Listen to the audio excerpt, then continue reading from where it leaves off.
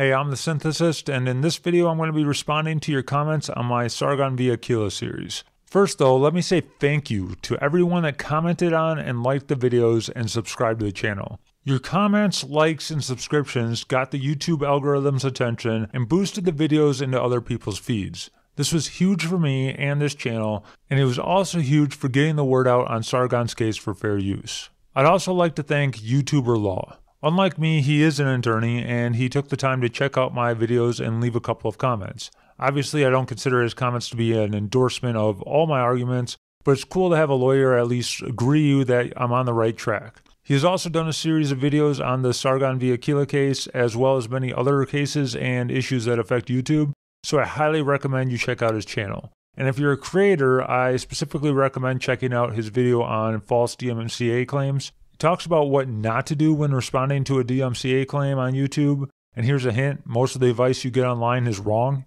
Also, before I get into the comments, there's a couple of topics that I'm not going to cover in this video because they came up so much that I think they deserve a more detailed analysis. The first is the jurisdiction issue. A lot of people seem to be getting the jurisdiction argument, at least in part from Woz Lee's video on the Sargon case. Both Leonard French, a copyright attorney with a YouTube channel called Lawful Masses, and YouTuber Law have addressed this in their videos, but I'm going to do a video that slowly addresses this issue and cites some additional case law. However, I have covered this in response to a couple of comments on my videos and the video Ranting Monkey did on the Sargon case. I actually posted 2 comments on Ranting Monkey's video detailing why he was wrong, including one responding directly to his own comment. Neither one got a response, so feel free to go give him a hard time about failing to respond. I like Ranting Monkey, but when you say this...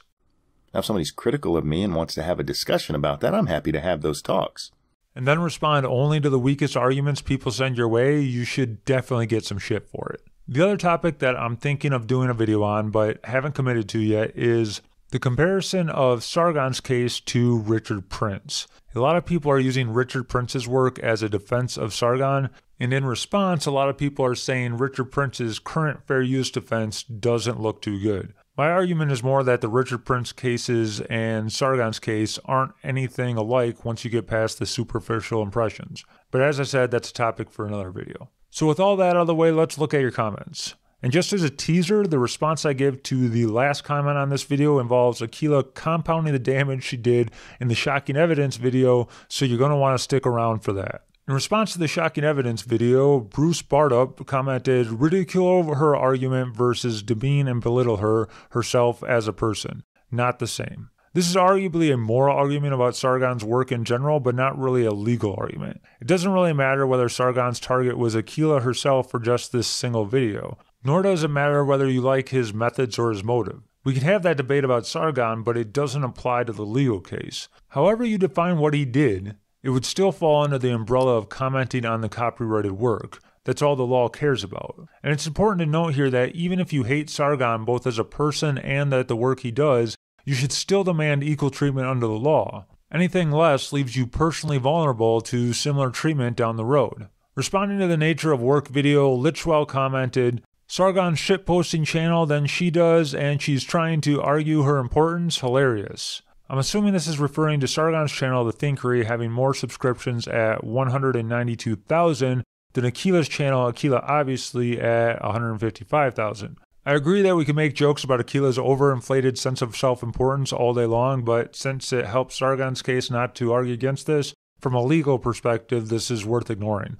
However, we should also point out that her reach outside of YouTube is relevant too. For example, she mentions in her complaint that she's been featured in various magazines. That being said, I wouldn't really argue with the size of her ego outpacing reality. Responding to the video covering the overview of fair use, Sore Socks Fake left a great detailed comment, and I want to pull 2 points from it. First, it says, I would think the damages part would be sufficient to throw out any demand for damages. I don't see how anyone would be prevented from watching her vid by watching Sargon's, while it's easy to see how she is likely to get more clicks due to exposure, especially now. So number 4 is fully in Sargon's favor. I just want to point out that in this particular case, Akilah is going after statutory damages with a willful infringement enhancement. These damages were created to encourage people to register their copyrights, which Akilah did for this video. This is where the $30,000 and $150,000 in damages comes from. So while the lack of damages does help with the fourth factor of fair use, if Sargon was found guilty, that is why he could be required to pay up to $150,000.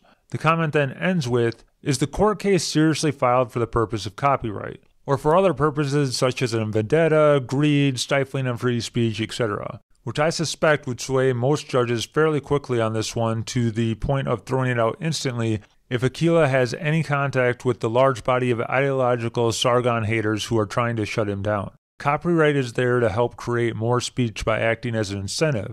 Suspicion that this is meant to shut down a full-time content creator of political commentary by political opponents, that would be a very big deal. This is an interesting idea that I may do a video about in regards to the relationship between free speech and copyright law, and how it relates to both the Sargon v. Akilah case and the recent PewDiePie false DMC debacle. That being said, court cases generally involve people that oppose each other for various reasons, which is why they're in court in the first place, and people try to silence each other using various forms of legal fuckery all the time. From what I've seen, the courts generally set this aside and just decide the case based on what the law says. The only exception to this, which may be relevant in this case, is if the grounds of the lawsuit don't have any real merit, and the point seems to be not so much to win, but to use the act of suing someone itself to punish the other person. Technically, Sargon did use clips from Akilah's video, which was protected by copyright, and if she won, she could get up to $150,000 in damages. However, as I'll point out in response to the next comment, Sargon's case for fair use gets stronger the more you look at the case law.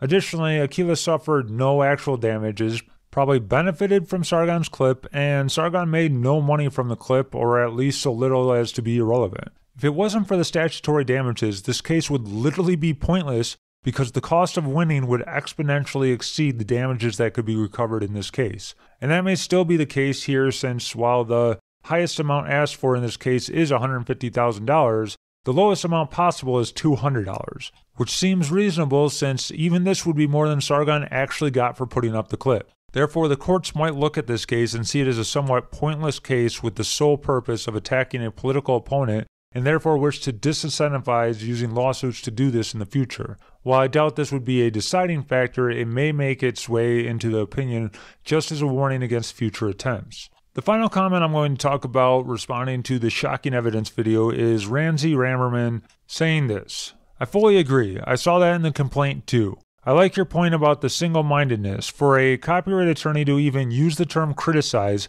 in the complaint is crazy. See also Swash v. Bloomberg. Reproduction without comment is fair use because use was transformative. So funny story. In Akilah's video about this case, she said this. And in fact, H3H3 winning only strengthens this lawsuit because it points out the flaw in the argument that it's transformative. H3H3 can point to very specific things they said to critique Matt Haas's work.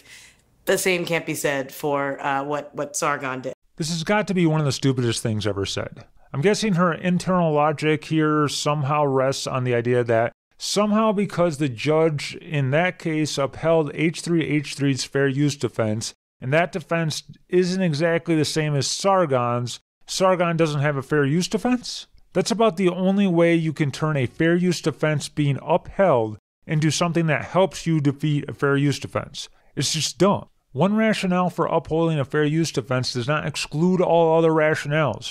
Nor does the ruling anywhere cite or say something that would directly bar Sargon from a fair use defense. While considering making a video pointing out how dumb this was, I started looking at all the case law cited in the H3H3 decision, which is how I came across the Swash v. Bloomberg case mentioned in the comment. Let me just read you some excerpts from this decision so you can understand how amazing this case is for Sargon. In the context of news reporting and analogous activities, moreover, the need to convey information to the public accurately may in some instances make it desirable and consonant with copyright law for a defendant to faithfully reproduce an original work without alteration. Courts often find such uses transformative by emphasizing the altered purpose or context of the work as evidenced by surrounding commentary or criticism. I know what you're thinking, but wait for it.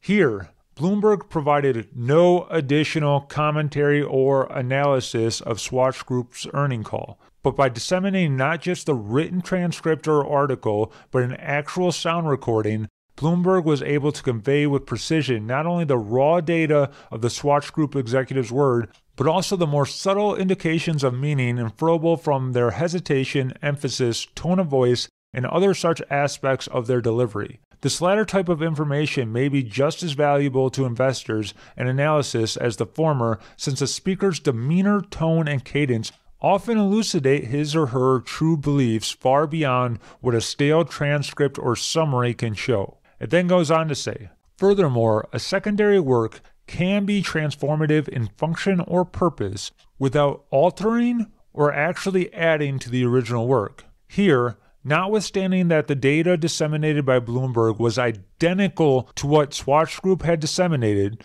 the two works had different messages and purposes. Bloomberg's message, "This is what they said," is a very different message from Swash Group's "This is what you should believe." This decision was practically written for Sargon's defense, and the only reason I stumbled onto it was from reading the H3H3 case, which Akilah believes makes her case even stronger. Also, this case was decided in the Second Circuit Court of Appeals, which means it has precedence over Sargon and Akilah's case. It's like she just can't help finding new ways to bury her own case. And that's the note I want to end this video on. Thanks again to everyone that has watched, liked, and commented on my videos and subscribed to this channel. It has been great to see the response I got to this video series. If you have any questions or comments on this video, leave them in the comments below. And if you haven't done so yet, make sure you subscribe to the channel. Thanks for watching, and I'll see you in the next video.